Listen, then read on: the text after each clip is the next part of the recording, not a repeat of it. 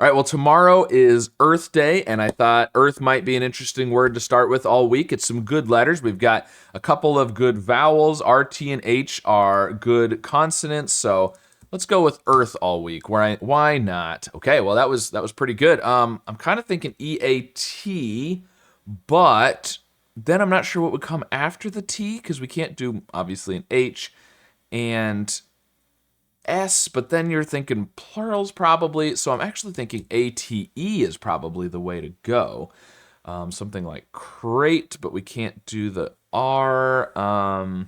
Skate, but a K isn't great, but that's not bad. Great, but of course no R.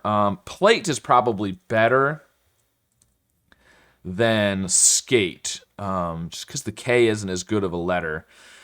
Although, who knows? I don't know. Let's go plate. Ooh.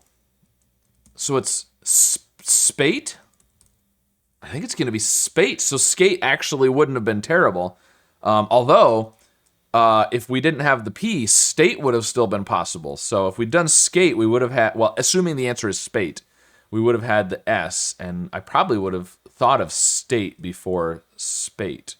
But I think it's got to be spate, right? What else could come before the P? I mean, it's either the S or it's a vowel. Opate, upate, no.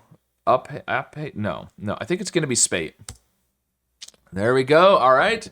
Interesting. Well, it's a bunch of good letters, right? S, A, T, and E are all really good. P's not bad. And so in some ways, I feel like today's wouldn't be too difficult because you're likely to get some of the letters right away, but it's kind of an unusual word, so I could see it kind of being a middle-of-the-road difficulty overall. But anyways, let me know what your experience with it was, and of course, be sure to subscribe for more.